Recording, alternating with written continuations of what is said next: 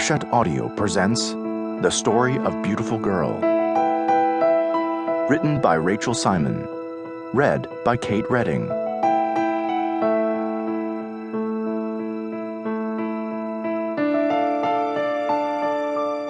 For those who were put away.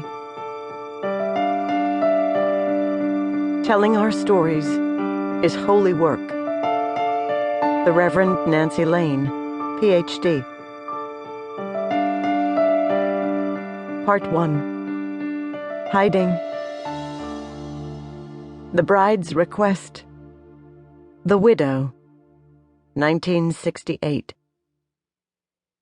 At the end of the night that would change everything, the widow stood on her porch and watched as the young woman was marched down her front drive and shoved into the sedan.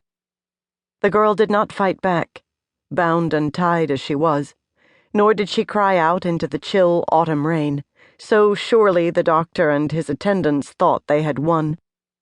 They did not know, as the car doors slammed shut, the engine came on, and the driver steered them down the muddy hill toward the road, that the widow and the girl in the back seat had just defied them right under their noses.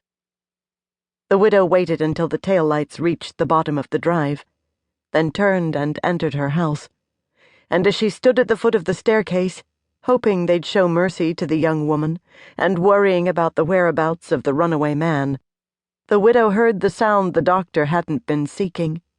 It was the sound that would always connect her to the girl, and forever make her remember the man.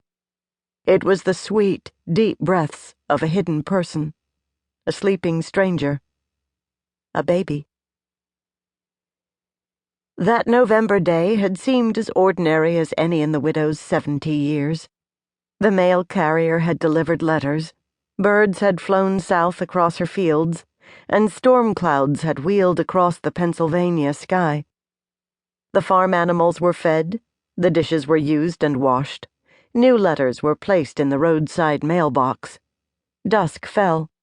The widow lit the logs in the fireplace and settled into her reading chair. Then, perhaps 30 pages later, the clouds cracked open, releasing a deluge that made such a din that she peered over her tortoiseshell glasses toward the living room window. To her surprise, the rain cascaded so heavily the glass looked opaque.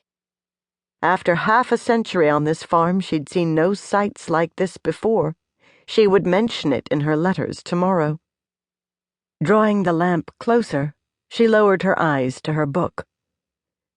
For many hours, she shut out the din and concentrated on the page, a biography of Dr. Martin Luther King, Jr., gone just a few months from this life, but then became aware of a knocking on her door. She turned.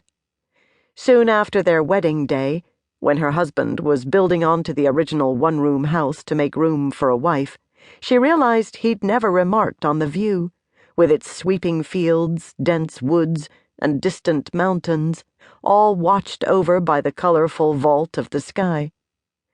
He lived here simply because the farm had been in his family, and was 30 rolling miles, an hour's drive, and a county line away from the closest town, Wells Bottom, where she was a schoolteacher.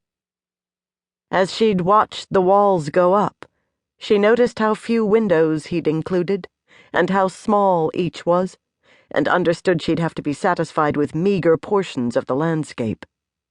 The front door, for instance, was all wood and no glass, with only a single window set in the wall to its left. But tonight's storm obscured even that limited view. So the widow crossed the living room and turned the knob on the door. She thought at first that there were two of them, a man and a woman. From under the roof of the porch, the man, a Negro, looked at her with startled eyes, as if unaware that the door upon which he'd been knocking had just pulled back. The woman beside him did not look up. Her skin was pale, and she was biting her lip. Her face was bone bare, with shadows in every rise and dip. Was the woman as lean as she seemed? It was impossible to tell.